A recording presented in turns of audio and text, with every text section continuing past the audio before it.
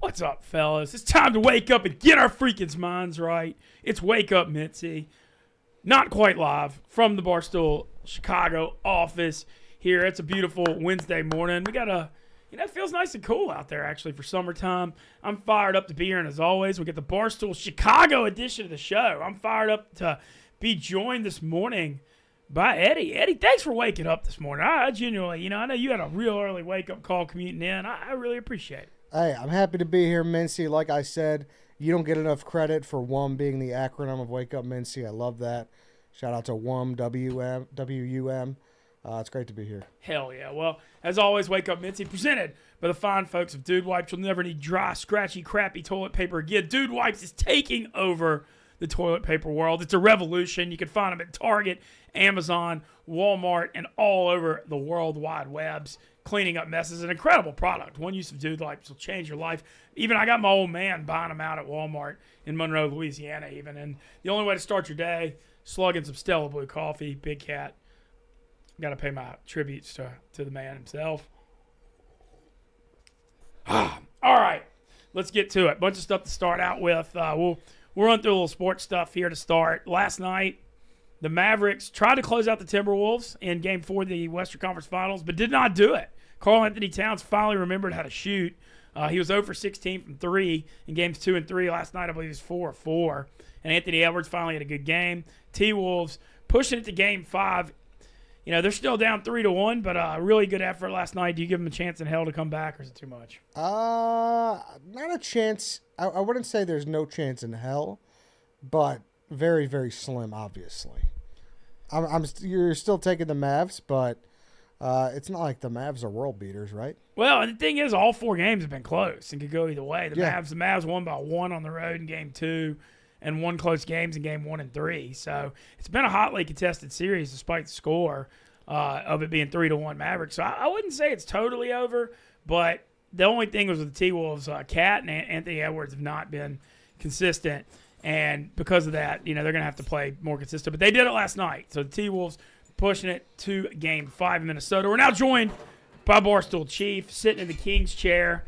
We get the all-Chicago edition of Wake Up Mintzy. Good morning, Chief. Thanks for having me.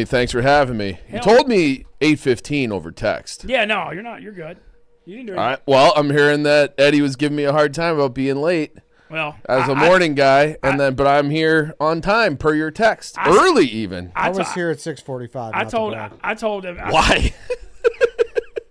So there's like a barrier to entry with the highway. If I would have left at 5:55, it would have took me 45 minutes. If I would have left at like 6:05, it would have taken me an hour and a half. That is a fact. Wow. Suburb living? I'm still in the city, but I'm on the outskirts. It's out by O'Hare. Yeah. Well, Chief, just mentioned the NBA game last night. I want to talk about this. I always like talking hockey with you as a Southern boy. I'm turning into a hockey fan because these damn games are so good. Love to hear that. Last night the Florida Panthers beat the Rangers 3-2 in overtime. 3rd straight overtime game in that series. It's been an awesome series. Florida knots it at 2. Did you watch the game last night? Oh, yeah. Yep. I have to admit something, though. I'm a mush. I am a mush. Eddie's been saying it forever. I can't deny it. I'm not even really gambling right now, but it's like as soon as I say something, the opposite starts to happen. So I haven't really believed in the Rangers all year. I think they're a good team, not a great team. And then they had that goal to kind of open up last night. And it's like, man, if now the power play's humming along too, like this team might actually have it. If they're able to beat the Panthers, I think that they're good enough to beat the 2 teams out west. They might win the Stanley Cup. The game, as soon as I tweeted that, the game immediately flipped. So I want to send an apology to our old producer, Tom Lay, Rangers superfan. Like, I fucked the Rangers last night personally. Well, I felt like I kind of did too. So I bet on the Panthers last night, minus 160. And it was 1-0 Rangers in the second period, but Florida had outshot them like 15-2 at that point. And I said, I don't, my hockey terminology, I said Igor is standing on his head. Did I say that right? You did, yep. And the second I tweeted that, they scored 2 goals. Yeah. So, yeah, you and me together, I guess. Like we're mushing the Rangers. I don't really want to mush the Rangers. I don't have a dog in that fight. Like I said, I don't have any bets on it right now. But it's getting to the point where now I am in my own head. And I can't even fade myself because then it's like then I end up fading the fade, and I end up right back where I started. So it's a problem. So what do you think is going to end up happening in the series? It feels like it's going 7. Does feel like it's going 7. It's been, obviously, you said 3 straight overtimes. It's been pretty tight. I do think the Panthers are the better, deeper, more talented team. I think the goalies, Igor's great, so is Bob. I think it's just about even. But I gun to my head, I would take the Panthers, which means bet the Rangers. Well, going back to New York for Game 5, 2-2. So, and then the other series right now, Dallas leading Edmonton 2-1. Game 4 tonight. Do you have any thoughts on that series? Similar, I think. I mean, it's if McDavid can kind of do it, he almost has to do it by himself. He tried last game; he had 2 points, goal and assist early. But Dallas is they're bigger, deeper, faster, big time edge and goal. Although Skinner's been better since he got put back in, but I think Dallas. I've been saying it since probably February that I think Dallas is the best team in the league, and so I think it'll be Dallas. My thing on that, like very amateur way of looking at it, seems like Edmonton allows a lot of goals every game, and there's a lot of high-scoring games, so there's a ton of pressure on their offense. Yeah, and it's not really it's been the goalie's been historically bad in the playoffs. So the last 2 or 3 games he's been better than he was the first 2 rounds, but he got pulled midway through that second round series because he was.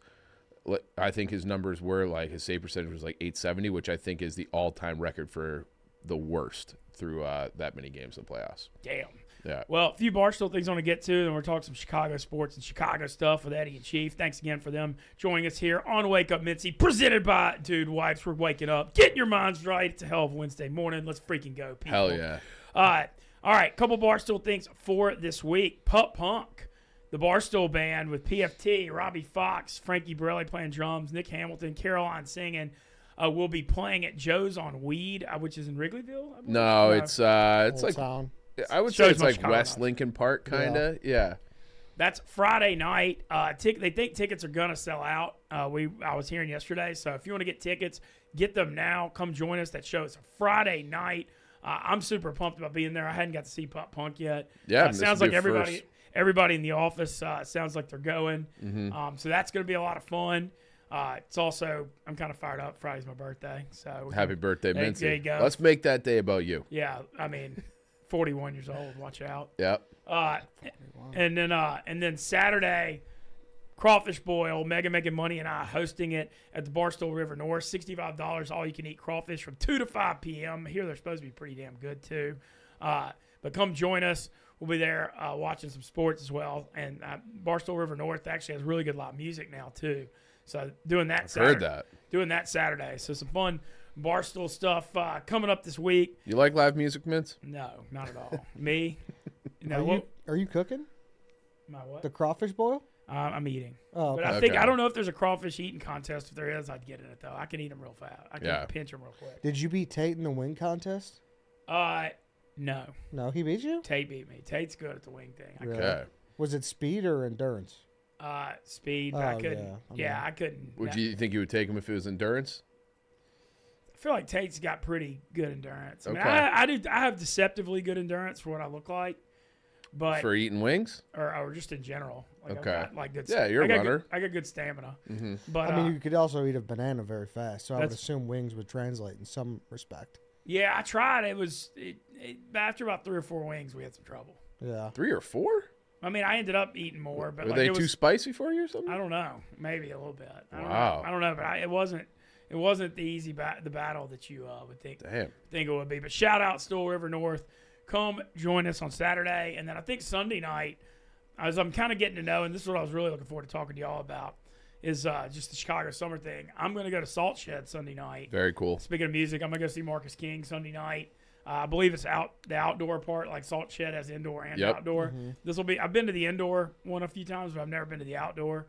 So big weekend plan. Yeah, I mean, 3 nights in a row, live music is what it sounds like. Yeah. Yeah. Happy birthday, Mintzy. There you go. We're gonna do it real big. Curious. So I know you're a big Cubs fan. Mm-hmm. You're Cubs. Cubs as well. Yeah. I know. Obviously, I feel like I always associate you with the Blackhawks. That's how I got into this I company. associate you. I mean, Bears, obviously. Mm-hmm. But Cubs struggling a little bit. What's going on? Yeah, our lineup is super cold. Our bullpen's not great. And our starting pitch is doing their job. So, I mean, you kind of need all facets to be clicking if you want to be a good ball club. And we don't have all that Last right now. night was probably the most nerve-inducing late May game I can remember. So, Really? Yeah, like because it was Ben Brown threw 7 no-hit innings. He's a rookie starting pitcher. He's a stud. And then the bullpen kind of let it slip away and it went extras. And it was like, man, if they lose this one in Milwaukee, like how where's the bottom of this? But that would have been the story of the season. I mean, that's just how it's gone. Like, great starting pitching. Yep. Lineup's not doing enough, and then the bullpen just blows it. The lineup is shockingly bad. Yeah. Shockingly Well, what's going bad. on? Is Bellinger struggling this year? He's not as good as he was last year. He was awesome last year. I wouldn't say he's struggling. He's like fine, but Ian Happ's not playing well. Happ, Horner, Swanson, Michael Bush is kind of fallen off a cliff after a very hot start.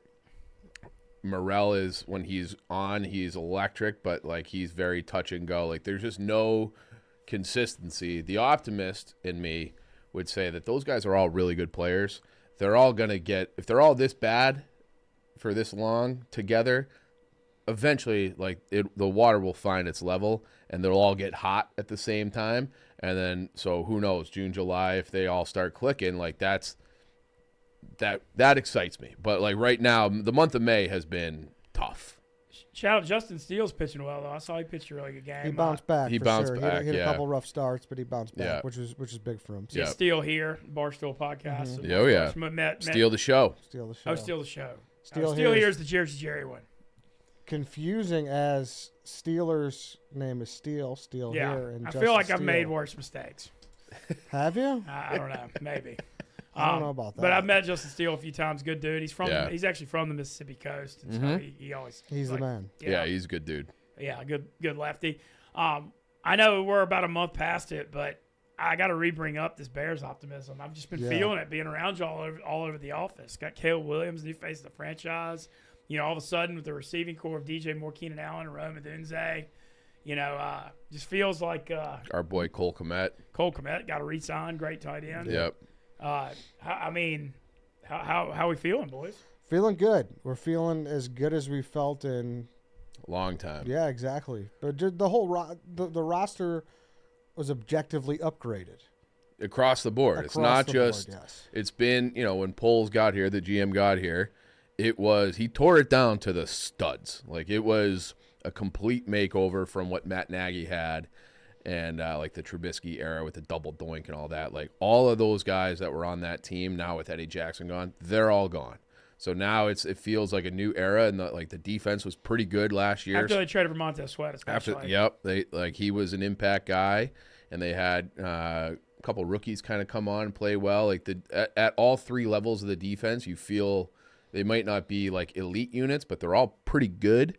And then now it's hoping the offense is the same way. Jalen Johnson turned into one of the elite corners in the NFL. Yep, and they re-signed him. So yeah, the whole team. It's like it's hard to be like this is our huge weakness. You feel like they're at least average at everything. Yeah, look, I know it's hope is a great thing, and you know It's a dangerous thing too. Yeah, so like going in because you got this new hope, but it's like more rookie year for Caleb. It's like more about just enjoying it and it being fun. Like what kind of expectations are you looking at here? Trying to y'all were 8-9. Were y'all 7-10 or 8-9 last year? We were 7-10. 7-10. So would I guess would the goal be get to 9-8 and be fun or? Listen, I'm not even.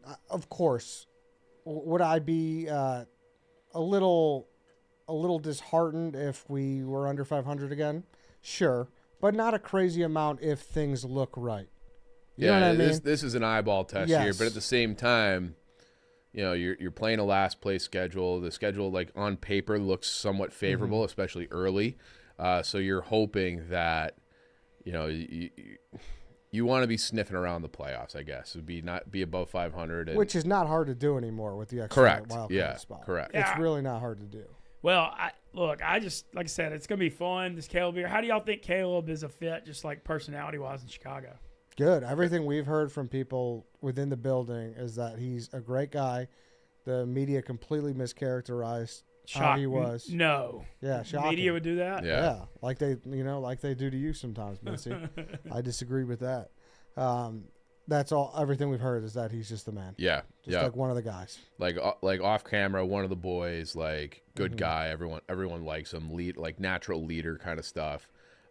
So yeah, and he's said all the right things. He's doing all the right things. So I will say, like, the scrutiny about minicamp, we're like, oh, Caleb wasn't good today. I don't know if you saw any of that. It was like, all right, like everyone just chill. So like minicamp doesn't matter. So we'll see. It's gonna be fun. I hope that Hard Knocks is still. I saw another report that the Bears might be forced to do it for August. So Poles said he was open to it. So yeah. So I mean, he doesn't have a choice really if the NFL makes him. Yeah. So but that's the first time the Bears, like, they've always been pretty adamantly no about it. That's the first time someone in Bears brass was like, hey, why not? Yeah. And you hired Shane Waldron as OC, right? Yep. Okay, old Seattle. I thought he did a good job with Geno Smith the last few years. I thought he did too. Yeah. And they also brought in DeAndre Swift as a running back. Yeah, no, and he had a career year. I mean, he looked unbelievable for the Eagles. And who was the other tight end that they signed? The Bears? Yeah. Everett. Okay, good pass catcher. Yeah. So they got weapons for sure. Yeah, and then they got the Georgia offensive tackle last year too, right? Tennessee. Yeah. Darnell Wright. Darnell Wright, yeah. So, yeah, well, look, I'm glad to hear the optimism. I know it's been a while. It has been a while. I think Shane Waldron, I'm very fascinated to see what happens because, he did great things with Geno, but then he could also – there also is, I think, an argument there where it's like those three wide receivers, like it almost seems like none of them ever took that next step, Out there? Yeah. And I know it was obviously early for JSN to take that step, but it just never feels like – it never felt like – at least DK in my mind. Well, DK was like always – he's such like a big play guy. Yeah. And he's all about down the field, but he's never a guy that catches 8 passes a game. He's like a kind of a boomer. Yeah. You could say that, but you could also say that at least with the top two, with Keenan Allen and DJ Moore, like they are what they are kind of at this point. Like they don't really need to take more steps. If they just match their own production and then you add in these other guys and a real quarterback, should be able to do pretty well. And DJ Moore is awesome. He's a guy you look at. Look at the quarterbacks he's played with in his career. He had Fields, Sam Darnold, Baker Mayfield, who was struggling in Carolina. I feel like there's worse names on the list than. You want to know why you're king of the South? Why is that? Because you believe in DJ Moore. There was a point last year where the other Mississippi guy in this office said DJ Moore is not a number one wide receiver, and it was one of the craziest things I ever heard. And he promptly went on to have like his best game of the year against. That's right. I forgot about that. So shout out to you. Yeah, well, I love, like I said, Keenan Allen. He stayed healthy last year. If he stays healthy, and Rome Odunze is awesome. Yeah, I'm excited for Rome Odunze too. Yeah. And it's like you don't need him to be like a superstar right away because you have all these other weapons, so he can kind of ease his way into his rookie year. So Bears fans, obviously Green Bay is your most hated rival. Would Minnesota be second or Lions? It's like a big drop. It's kind of like who's ever good, in that. So now maybe I don't really feel the hatred for them the way I do for Green Bay. Green Bay's the boogeyman. But far and away. Yeah. Far and away. Okay, that makes sense. Well, it's been Favre and Rodgers our whole life, and and then it's the history of those two teams too. Yeah, no, and now Jordan Love's already really good too. They're talking about giving him a big contract already because Jordan Love. He looked pretty good second half of last year. He looked like a real quarterback, which I know he looked terrible the first half. I had a thing going first half of the year where I just bet unders every week in Green Bay games, and the first 9 or 10 in a row went under, and then he turned it on. And it did give me a little joy and a little hope when he absolutely shit the bed in the playoffs. Yeah, he threw a horrible pick. Yeah, that into that Niners game. Yep. Well, I'm looking forward to seeing what that Bears season's like. And, Chief, you're also a Notre Dame guy. Yep, undefeated. I went to Notre Dame for the first time. I actually went to the – What'd you think? I loved it. Yeah. I thought it was like – it's a special place. I felt like it was like if the Vatican had a college campus, it would be that. Yeah, it's beautiful. Did you do the whole tour? I walked around solo. Did you go to, like, the grotto and the basilica and all that? I went to the basilica. I didn't say some prayers? Yeah, y'all. I needed to say prayers because I went to the Notre Dame Ole Miss women's second round NCAA tourney game, and Notre Dame throttled them. Yeah. But it was cool. It was really cool. South Bend, people are extraordinarily friendly. Yeah, it's a great spot. South Bend is a dump, but the Notre Dame campus is great. It's beautiful. How are you feeling about the Notre Dame football right now? I do think that, number one, I hate the way that they schedule now. Like Notre Dame playing 2 MAC teams, and then I think they got Middle Tennessee State or somebody like that too. That's embarrassing. Notre Dame should always be playing a top schedule. That's like the benefit of being non-conference or not, being an independent. Being an independent. And plus, everybody wants to play you because of the money. Yeah, so I am disappointed with their schedule. Having said that, this feels like a year where they should be in the playoff. They should be, if they don't go undefeated this year, I think that's a disappointment. Really? Schedule's that? What's tougher? They just USC? SC, I think they got Florida State, but I think Florida State's at home. So I'll pull it up right now. Florida State's, here's a trivia question. Do y'all know who's Florida State's quarterback is this year? This sounds like this is an Ole Miss related question. No, it's not. Okay. It's a funny one, though. DJ Uyunglele. Oh. Went from Clemson to Oregon State. Now he's at Florida State. Yeah. I'm a big DJ guy. So I was convinced when Notre Dame beat them when Trevor Lawrence was out, he was a freshman. He threw for like 350. Yeah. No, I think it was over 400 yards. And I was like, he's the next one of the Lawrence Watson thing. You're right. And then he completely fell off a cliff after that game. So, yeah, Notre Dame opens with Texas A&M down there. Ooh, that'll be fun. That'll be fun. That's August 31st. Then they got Northern Illinois. Don't like that. They played Miami of Ohio. Louisville's a good team.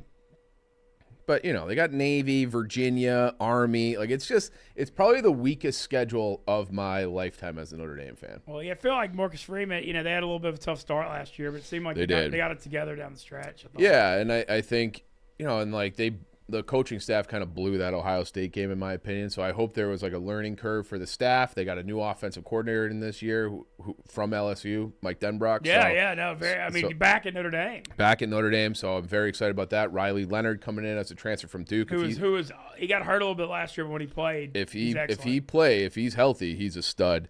They brought in transfers for wide receiver. The wide receiver room was a little bit light last year, so they kind of have almost similar to the Bears, where it's there's a lot of reason for optimism.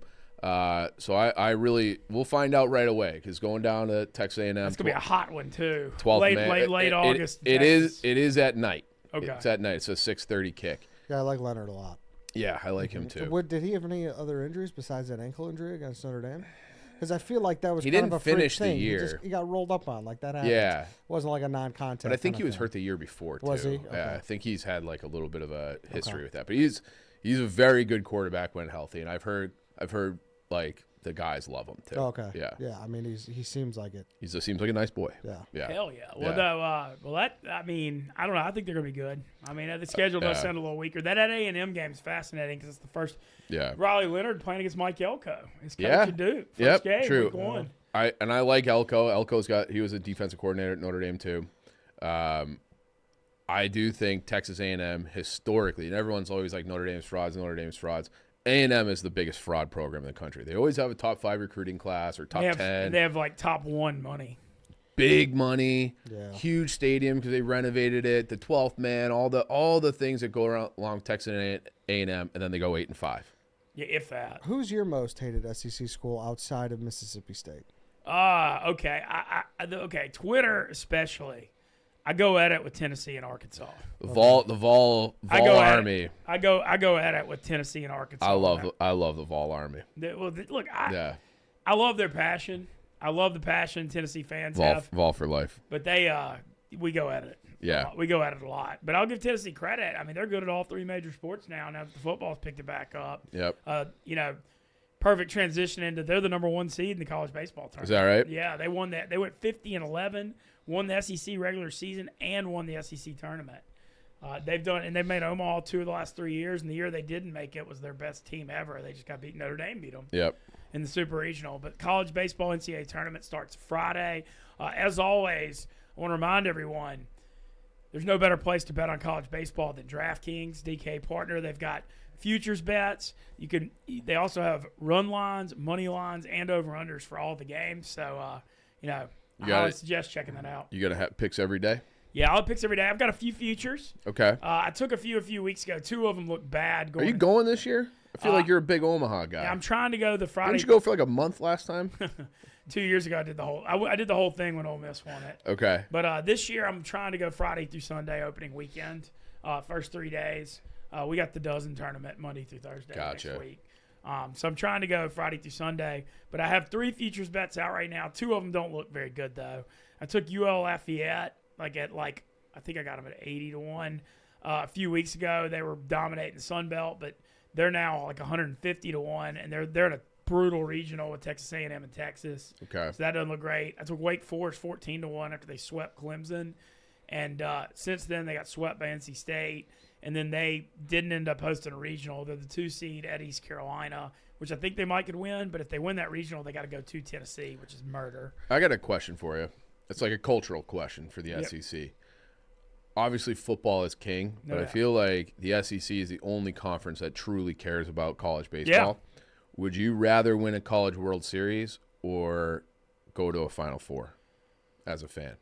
Okay, like, would you rather, like, and you're not going yourself. I just mean as a fan, would you rather have your team go to the Final Four, or would you rather win the College World Series? So just making the Final Four or winning it? Well, let's say win it, and we'll back it up. Okay. I'd probably say baseball barely, even though Ole Miss did win baseball a couple years ago. It's just because the SEC thing, I just love going to the baseball games more. And I like going to college basketball games, don't get me wrong, but like the Ole Miss baseball thing, we draw 9,000 or 10,000, and we have big tailgate out left center and grill out, and it's, I've gone to hundreds of games over the years, and so I think I'm just more invested. Is that now? Do you think that is what most fans would say? Or is that in the SEC? I think basketball's gotten bigger the last few years. Yeah. But man, SEC baseball is just such a huge. It's such a huge thing. And obviously, like Kentucky is Kentucky. Yeah. Kentucky's like the outlier though. You're right. But like you look at the SEC, I mean, like Arkansas, A&M, Ole Miss, LSU, Mississippi State's got the best stadium in the country. I mean, even I'll say it, even as much as I dislike them. Yeah. That day, their stadium is Duty Noble. I mean, draws like 13 or 14,000. It's like a high-end AAA park. Tennessee draws huge.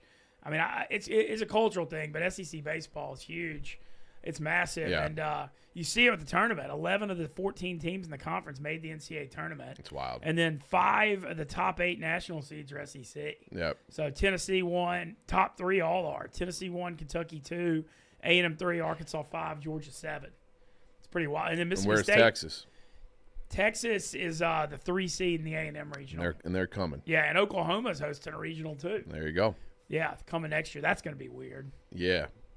I don't know. I'm excited about it. Oklahoma's coming to Ole Miss next year. So. Okay. He loves conference realignment, so if there's someone that you're a traditional guy, you can't stand it. I hate it. I hate what happened to the Pac-12. I hate what happened. All of it. All of it. I hate it. I can't stop talking about it. I've been talking about it for probably like 5 years, and more intensely as things have gone crazy. Do you like the Notre Dame like little affiliation playing footsie with the ACC? No, I don't. Like I would love to play a rotation. Like they play 5 games a year. I think that's a little bit much. I wish that they would play 3 ACC teams a year. I think it's important for recruiting to have a footprint down there. But Notre Dame not playing Purdue. Notre Dame not playing Michigan State. Well, I wish they had the deal with the Big Ten. It's just not. Yeah. Like, and I get that they were like wanted to stay independent, but I just wish they would have done that same deal with the Big Ten because all their natural rivals are in the Big Ten with Michigan and Michigan State. I mean, I know Michigan's a natural rival, but playing Purdue as you said, or playing Michigan State, or playing. Yeah, if it were up to me, Notre Dame and the ACC every year would play a rotation of Miami, Boston College, Florida State, and Clemson. Yeah, play two out of those 4 every year, and then play Purdue, which they are playing Purdue again this year for the first time in a few years, I feel. And then I would play like one or 2 SEC teams, and then Michigan and Michigan State, and then your Stanford and the academies, and be done with it. Like that to me is how Notre Dame football should be. And I don't want to play Northern Illinois or Miami of Ohio. They're playing both of them this year. Yeah, no, that is a little weird. And it kind of seems like, and I know the Navy will fight them sometimes, but it seems like the academy games should be their easier games. Yeah, right. Those I like those because those are like the traditional games. And in the last 10, 15 years, Navy's got them, I think, a couple times when Notre Dame was down, and they had some great teams where they won 10 games a few times. And that's, you play those triple option teams. It's always a tough week to prepare. But there was a time where Notre Dame beat Navy 49 straight times. And that ended like within the last 10 years. They just crushed them in Ireland last year. Yeah. Notre Dame should crush them. They should crush them. But if they want to play Army, Air Force, Navy as their 3 kind of like tune-up games, like it was, you guys probably play Southwest Louisiana State. Ole Miss's first 4 games this year are straight preseason. Yeah, how come Notre Dame is the only team that gets crap for last that. year, Ole Miss played at Tulane, who was good, and Georgia Tech, who made a bowl. So at least they played a couple. This year, it's like an FCS game, Middle Tennessee, Georgia Southern, and at Wake Forest. You know what else I hate about the SEC that people don't give them enough shit about? Every one of you guys seems to play The Cupcake Week. right before the rivalry. Alabama plays Georgia Southern before the Iron Bowl. Yeah. It's crazy. Why? Like, people should be like, we're in the peak of the season. Like, I want good games in November, and you're just like, here's a 60-point win. We pull the starters after the first quarter. Sounds like they're just smart and they're there to play football, not entertain the masses. They're trying to win national. How about championships. grow a pair and play in 9 conference games? They're talking about it. They should. Sankey's meeting about it this weekend. The commissioner and Destin. It might be a year or two away, but I think it could happen. What's the latest on the ACC blowing up? I think that they survived. They did that. Well, I know Florida State. Yeah, that's was what I really heard. pissed. They were pissed. Obviously, Well, their TV deal's up in a couple of years. They I were think. pissed about not making the playoffs, obviously. Yeah. But they were really mad about the SMU and Stanford and Cal thing. Yeah. Florida State was not happy about that. Yeah, we'll see. As I think they have another couple of years, and then maybe that we end up with that Super 2. With Do Big you like Ten. the 12-team playoff? I do. I do. I like that. That's this year, right? Yep. Yeah, That's I really always great. thought that. I think 6 or 8 would be a better number, and and I would go back. I do think that this will fail. I think that this will fail. I disagree. I think what you're going to have eventually is they're going to have a 60 team, something like that. Or the 32 team like the FCS does. No, 60 teams total instead, and then Yeah, well, they'll they- go back and regional. Like, hey, you're in the West Division, and you're going to have one big TV contract when they figure all that out, and then it's so big that it has to fail, and then they'll regionalize it again, and then you'll have your 6 division winners and 2 wild cards, and you'll have an 8 or whatever 12. They'll probably never go away from the 12-team playoff, but you'll have like your division winners, which are just going to be the conferences again. I'm talking like 10, 15 years down the line. And everyone's like, why are we traveling so much? And then I do think the other sports will go back to being regionalized too. The Rutgers and UCLA playing a conference game that's at 11 a.m. That's insanity. That's insanity. So I think that it'll be cost prohibitive as energy prices keep going up. Now they got to pay the players. That it'll eventually be like, all right, we're going to go back to regions, and then we'll have our playoff, and that'll be that. My thoughts, a quick couple of thoughts. I like the 12-team playoff. Because, I mean, if you're in the SEC, like, if you go 10-2, you're making the playoff now. Yeah. And my only thought, so the Notre Dame should be in the playoff every year. The one thing that they got wrong, and I predict they'll change this in the future. So the first rounds, the 5 through 8 teams get the host on campus, which I like is going to be that. epic. They need to make the quarterfinal games for the 1 through 4 seeds on campus too, the second round. Because think about this: who's going to have the money to travel around the country for 3 straight playoff games around Christmas time? I mean, you're going to break people. Yeah. I mean, these games are going to be all over. And Yeah. the 1 through 4 seeds, after they see how popular the 5 through 8 games are on campus, are going to bitch like crazy, saying we deserve home games too. And then they do the semis and the finals travel games. That would. I wonder how. But then you kill the bowl system. Well, so that's like the your. bowl thing's dead anyway. Let's quit even lying. I think It is So- true. I know, but and like it's sad because I was. I one love who- the Rose Bowl. But I tried to hang on as long as humanly Yeah. possible. But it's just every year. So, all right. So I guess my compromise for that would be your semifinal or championship has to be at one of the traditional bowl sites. no. I think the semifinals and finals both have to be. Right Yeah. now, they're doing the quarters, semis, and finals at them. I just think the quarters need to be on campus, and then the semis and the finals are travel games. Because I just think about money though. Like Yeah. who can, and especially around the holidays. Like let's say your team makes a run to the national championship. Who can? The quarters, semis, and my God, like Yeah. who can afford that? No, not many. Not You're many. right. Yeah.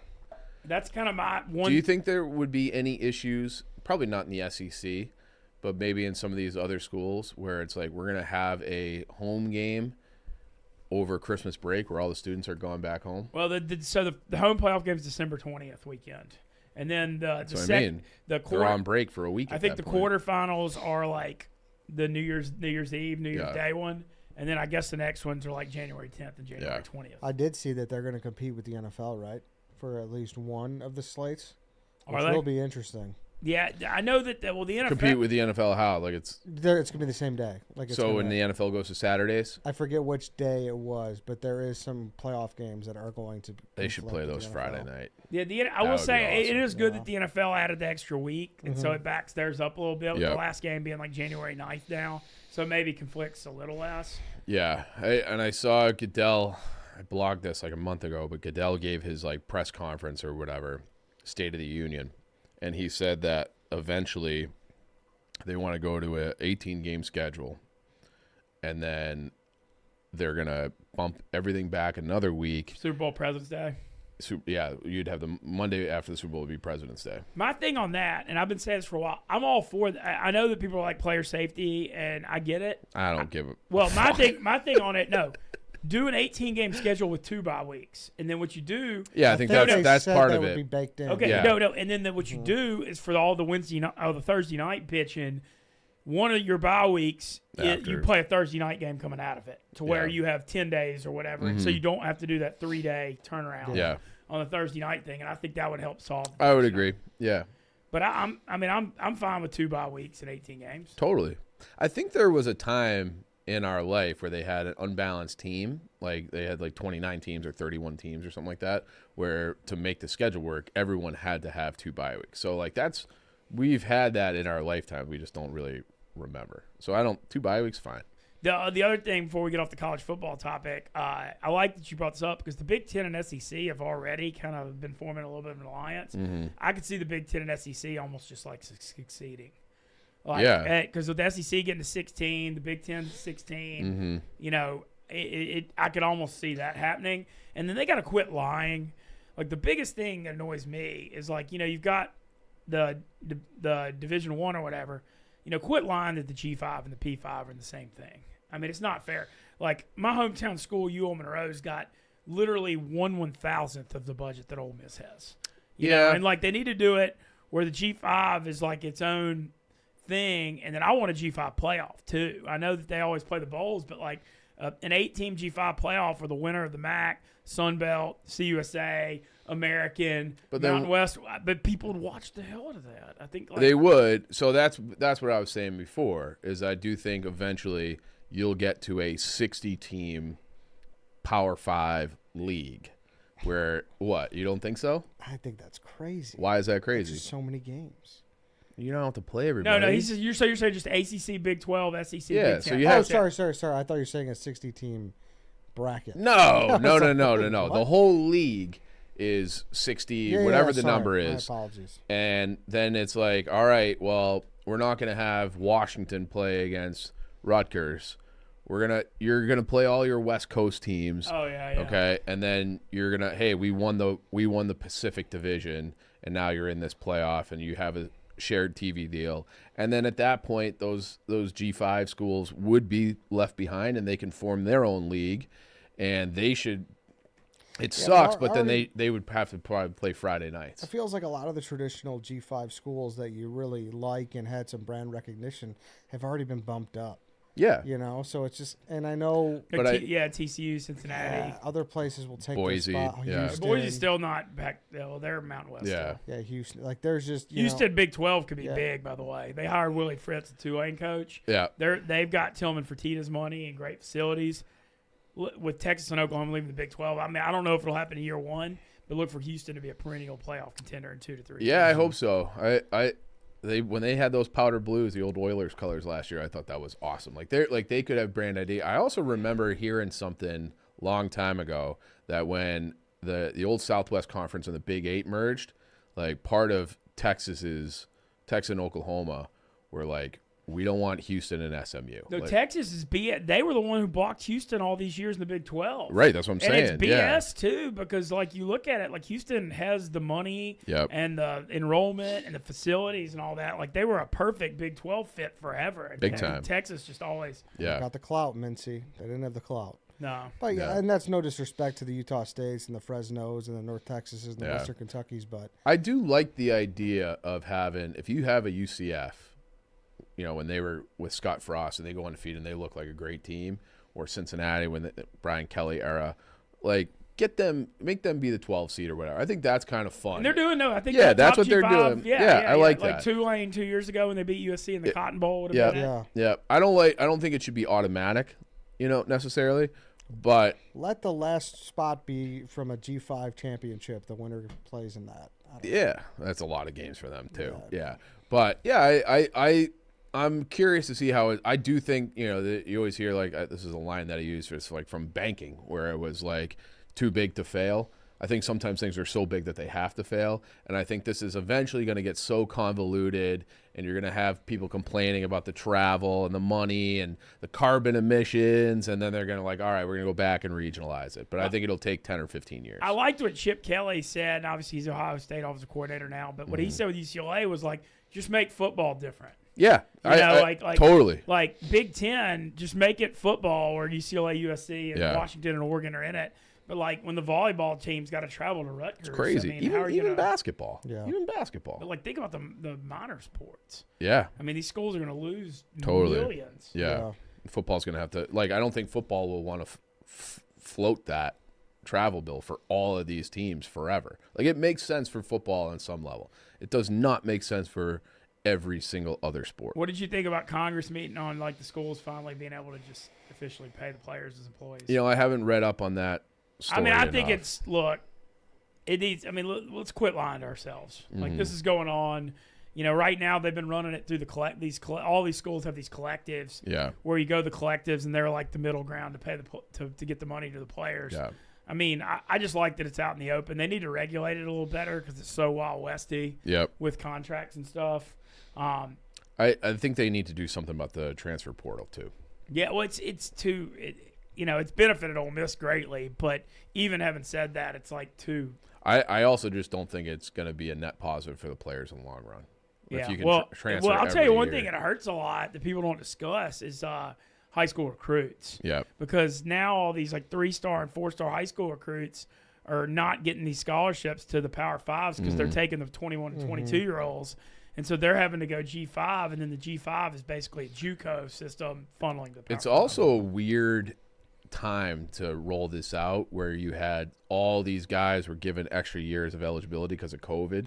So that's kind of throwing the scholarship numbers off where it's you have a 24-year-old who should be selling insurance or working for Enterprise rental car, like the commercials say, blocking an 18-year-old from going to one of these places because they're just we don't have enough scholars. We'd rather have a man, a 24-year-old man with 50 starts under his belt than an 18-year-old. Well, that story came out this week, right? They're trying to get rid of walk-ons.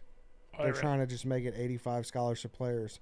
And a lot of SEC coaches were like, "Hey, no, that's part of college football." That's tradition. What about Rudy? Okay, we get no room for Rudies in the world anymore. I know. Yeah, they were really fighting it. So. Yeah, I don't like that. I hadn't heard that. I don't like that. It's just wild because you've got a sport with over 100 years, 130 years, 150, 150 years of tradition, and then in the last 3 years, it's gotten just blown. Yeah. All the history and tradition got blown up. Last college football thing before we move on to some stuff. I have an idea to save bowl games. Okay, you're the guy who just said get rid of bowl games. Do them opening weekend, Labor Day. Have bowl games. Have these regional matchups around the country, Labor Day or week 0, but have fun matchups to start the year. Because I think fans are way more likely to travel week 1 than they are over Christmas and New Year's. And for bowls, and then but week 1 have Notre Dame play somebody big and a big bowl, but just do the bowl games, start the year. You already kind of see it with the kickoff games in Atlanta and Dallas. Yeah, that's interesting, Vince. Do it week 1 or week 0. You could do either and start the season with a big bowl games interconference match. I kind of like this idea. But I would have it be your traditional rival. So I would have Oregon State play but not conference. If they're not in the same conference. Yeah, all the things that were stolen, when I know they brought the backyard brawl back with Pitt, West Virginia, but that was out of Oklahoma State. Washington State, all these games that used to fucking mean something that they got rid of for a few extra dollars. Have that as you play that Pitt, West Virginia in the Steelers Stadium. You play, you could do it in the Seahawks stadium for Yeah. No, I love that. Yeah, I like that idea, man. That's a good idea. I just think that would be the time to shout out Stephen Godfrey, the big college football writer, because he actually, I don't. That was his idea. Yeah, he stole it. He suggested it to me, and I was like, yeah, that was big of you. I didn't know that. But no, I just think that would be because fans. The thing is, from a fan's perspective, the bowl game thing when you're 7-5 and it's matters. Christmas. Well, it's Christmas and New Year's. Like, you're not traveling, it's not easy to travel over the holidays. But if it's you see a lot of empty stadiums. But think about, like, the way football is, like, once summer, especially once mid-July hits, you're very likely to travel week 1 to a bowl game. Are there enough bowl games to make this happen? And like, I feel like there's so many that they can be done. Where would they be? I think they'd have to be regionalized, right? Like if you're a West Coast team, you play a West Coast bowl game. Yeah, are you sending these kids to the Bahamas Labor Day weekend? I don't know. Like, is that still happening? Yeah, I don't know. I haven't gotten to the depths of it. The other thing about this whole, because that changes a lot too. Yeah. You're not going to have Yankee Stadium ready. You shouldn't. These universities are still also. They file taxes as nonprofit. It's big business. Exactly, it's but business. they file as a nonprofit, Yeah, and that goes crazy. across the board with tuition and everything. Like, we're a nonprofit. Shut the fuck up. You are a big business, especially you with should TV contracts. Yes, you should be treated as such. You're not. You shouldn't. That should not be allowed. Hashtag come to the SIP. Yeah. Oh yeah, dude. This Ole Miss seat. Like, I mean, we're sitting on. I mean, this is. I was saying this the other day. Just what a fun time to be alive. Just first summer in Chicago. Yeah. College baseball tournament start. World Series of Poker behind that. Then doing the big Chicago summer, and then biggest Ole Miss football season in history, and New Orleans Super Bowl. The summer of mints. New Orleans Super Bowl next year too. Oh. Yeah. Great time to be the king of the South. Yeah, it's going to be. So this is going to be an all-time year. Well, I want to ask. So one of the. I've never been in New Orleans. Really? Yeah. Really? Yeah. I figured you might have gone to one of those Bears Saints games. I've done all like the other southern cities. I've done like Savannah, Charleston. Those are both great. Atlanta, Charlotte. What was your favorite southern cities you've been to? I love the first two a lot. Those are the architecture. It's awesome. Charleston, like the history. Savannah was. I went in August. It was ungodly hot and humid. Like you'd walk outside and like you'd pit out. Like you'd be outside for 30 seconds. Yeah, South Carolina's nasty in the summer, right? Yeah, and Savannah's like right up by South Carolina. It's that Georgia South Carolina. Yeah. I'm a huge Charleston. Charleston's great. The architecture. Any observations food, from your trip? Charleston? Yeah, the women were. Yeah, that was my takeaway. That I think pound for pound, that might be the most attractive women. A lot of sundresses. And the thing is, too, it's like 70% women. I heard in Charleston, the ratio there is. I knew the university was. It feels like a city that's on the brink of being lost, though. Why is that? Just too many people are going to go The there. New York, a lot of New York. Well, New York. Well, the Charleston thing during COVID, a lot of New Yorkers bought up. Is that right? Yeah. Charleston will be Nashville soon enough. I feel like it's harder to get there. Like they got a small little airport. It's not really close. I couldn't believe how small that airport was. Yeah, well, it's still a small town. Yeah. So I think that's the thing that could save it. It's like kind of Nashville is like kind of centrally located. Nashville's kind of the king of the South City now, in my opinion. Because it's got, I think the business is booming there. Yep. It's got a lot less problems. It's like in a big Atlanta. trucking lane too. Like if you're shipping, like it has a lot of traffic going through that area. Country music hub. Yeah. Yeah. The bar. Have y'all been to the Barstool bar in Nashville? Yeah, we went like opening weekend Dude, last year. it is unreal. Yeah, it was cool. I went They during did a the great SEC job. basketball tournament, and it's like the 2 levels with that balcony. We're going in about a month. Yeah, we're going for the NASCAR race. Hell yeah. Yeah. NASCAR Nashville. Yep. Little Rubbins racing. Rubbins Yes, sir. racing. Little Yeah. Nashville trip. Yeah. Honky tonkin'. What's the delay on this, Mintzy? 45 seconds to 60 seconds. Oh, okay. Oh yeah, we got a delay. Yeah, good. Yeah, we're. Someone back there ready to. Oh yeah, well yeah, got Moody. Moody's on it in Louisiana. He's. Okay. Yeah. Oh no, we're not live to. That's what I always say. Well, like at the very beginning of Wake Up Mintzy, I'm always like about to say live from Chicago, and I'm like, wait, we're not live. Should be live-ish. Yeah. Live-ish. Yeah, live-ish with the 45. That could be a T-shirt. Jimmy Kimmel says live, but he's never really officially live either, I feel. So, Really? Yeah, I'm pretty sure. Okay. Well, Got Moody back there doing the Copperhead Road dance. Holding it together from Louisiana. Moody's, Great song. Yeah, the Copperhead Road. Yeah. There you go. All right, I want to ask about some Chicago stuff. First of all, y'all's I always, when I have guests on here, I talk about people's history at Barstool. So I know you were grinding for how long did you work here until you got hired? Until 2013 to 2019, which is similar to him. Yeah. Too. So how'd y'all get involved to start? So I was actually hired by Big Cat's predecessor, Okay. a guy named Neil, and I loved Barstool. I found it in college. My best friend was from Massachusetts, so he showed me the site. I went to college here in Illinois, and so he got me turned on to Barstool when Dave would just post the newspaper every couple of weeks as like a PDF on the internet. And so I had like writing samples, and I sent it in to Neil. He's like, all right, you can be the Blackhawks guy. And the NHL was on strike, so I wrote one blog. It was Notre Dame. I predicted Notre Dame to go undefeated. They did go undefeated that year, but I wrote one blog, and then I got an email from KFC being like, hey, we're trying to consolidate the voices. Neil's struggling, so we're just going to have Big Cat and Neil. So I got fired after one blog, and so I was like, I don't even really work here. It was all volunteer, so I was like, all right. And then when Big Cat went full-time, the NHL was back. I emailed him before the start of the playoffs, and he's like, all right, yeah, we'll give you a 2-week tryout. If people like you, you can stay. So I did it volunteer Blackhawks writing for, I think it was 3 years before they started giving us like a little monthly stipend after the churning deal. And then we went full-time in 2019. Nice. And yours was, how'd you get started? I had graduated college in 2013, so I was 22, didn't have a job, didn't know what I wanted to do. And Barstool, Dave, KFC, K. Marco, everyone was in town for Greg Olson's kickball tournament. And I was like, yeah, I love Barstool. So I was like, let's go down, trying to meet the guys. If we don't meet the guys, support charity, whatever, good day. Turns out, like, it was like me, like my 4 buddies, and there was like 3 other stoolies, which is kind of mind-blowing, just 11 years ago. That, like, right now, that whole park like would thousands be of people. Yeah. thousands of people, exactly. So, yeah, I kind of met them through that. All my buddies were kind of helping me out. They kept telling me, oh, Big Cat, you got to hire this guy, And then he was like, all right, send me an email when you get home. So, obviously, I ran home, sent him an email. Didn't hear anything. I was like, he was just being nice. He answered 2 weeks to the date. He's like, all right, here's your challenge. If you find me 4 A+ smoke shows for next week, you're in. And then hit up all my friends. And I was like, I need to post your pictures on the internet. And then thankfully they were nice. I said yes. And then that was it. Hell yeah. And then and then also just seeing the growth of Barstool Chicago, because y'all built such a big thing here on y'all's own. Y'all were grinding for years. Mm-hmm.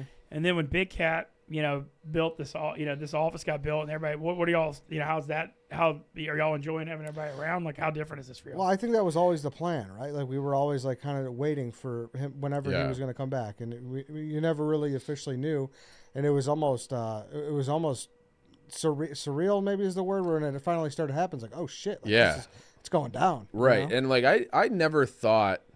Like, when I started, I didn't have any illusions of ever being full-time doing this. Like, I'm 38 now, so, like, I had a whole other life and career, and this was, like, a fun thing on the side, and the timing was right. But I remember when Big Cat left in 2016 for New York, and I remember him being like, when he left, he's like, look, I'm going to be there for 4 years, and then I'm coming back. Mm-hmm. And then, COVID happened, like, the Penn deal happened. Like, it didn't make sense for him to come back in 4 years, but he was like, I'm going to come back, and then, like Eddie was saying, like, then he actually did, and not only did he come back, he came back with this place and like 50 people. Yeah. So yeah, it was not something that we ever envisioned.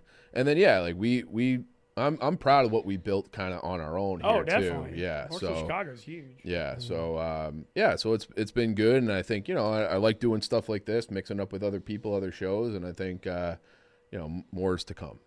All right, we got a few more minutes. Any Chicago summer advice? Because I know that was what I was going to ask y'all about in the week. When did you move here, Mintz? So I moved here Halloween weekend last year. Okay, so you missed. No, but I came up twice during the summer. Okay. I went and played volleyball in Lake Michigan with Hank one night. Cool. I'm trying to think what else I did.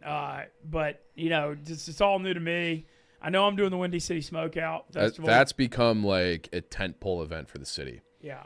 I always say that Dante ended COVID, where we know the guy who puts it on, Ed Warm, great guy. So he's always taking care of us for that event. So we were on stage, Dante was playing, and I look out at this sea of people, and this is still kind of in like the height of Is this COVID. like 2021 or Was it 21 or 22? okay? Probably 22. I think it maybe yeah, whatever. But it was still COVID, But right? it was like the indicator. It was the moment where you realized, yeah, like this thing is dead because there's people as far as you can see all the way to like you're into west on Madison. That whole parking lot was filled to probably 10, 12. I don't know how many people go there. 20,000. Well, it's a huge event, and it was like all right, like this. It has become like a place to be seen. Like everybody wants to go post their Instagram. The food is spectacular. yeah, all the top barbecue people in the would, country. I know. Yep, I would definitely do smoke out. Honestly, Mintzy, you're just a festival guy. Yeah, Like there's street fest pretty much every weekend. Yeah, I saw there's like a big food truck fest. Dude, Old It's Town every- Art Fair, Old Town Burger Art Fair Fest, is hot awesome. dog, like it doesn't Yeah. matter. You could bounce around. there's something every You will weekend. find- Do Division, Randolph Street Fest, like Yeah. Burger Fest in Roscoeville, like you'll be able to find something. You just bounce around and find a fest. Just meet people, get out, do it. I was gonna hit some I'm gonna hit some Cubs games, and then there's a lot of great outdoor music venues. The Salt Yep. Shed thing. I want to go check out Northerly Island. At some Northerly point. Island is very cool. Yeah. It's very. I think that's a very underrated because the view of because the way they set it up is that the skyline is kind of like behind the stage, so your back as an audience member, your back is to the lake, so you're just looking out at this backdrop, which is the Chicago skyline, which is the sweetest skyline in the world, and then you have A-list type of musicians out there. Northerly Island's very cool. Still sucks that they built it though. It used to be a fucking airport. I was Meigs Field guy. No, you weren't. Yeah, I was. No, you weren't. You flying private? I did once with Dave. Not to there. Well, I think it would be good for the city if we kept the airport. Do you know the story behind that? I Mintzy? don't. So that was called Meigs Field. It was just a one runway Okay. for private planes for like rich people would fly in and out of there. And then our old mayor, in the middle of the night, without any approval or anything, he just started Dug it up. demolishing it. Yeah. Yeah, that's the most Chicago shit ever. He was just drawing X's with excavator. So He probably had like some kind of sweetheart deal with another airfield just outside. yeah, probably. Yeah. But I don't know. I think that like imagine flying into that would be so fucking cool. I can't because Yeah. I am not a private jet guy, unfortunately. I think Dave moves here if he could fly into Meigs. No, I think so. Dave's not paying these taxes here. I think he'd have a place here. He has an office. He'd have a nice LSD apartment. And then I got one more question here from Barstool Brick, but this may be too long for you to explain.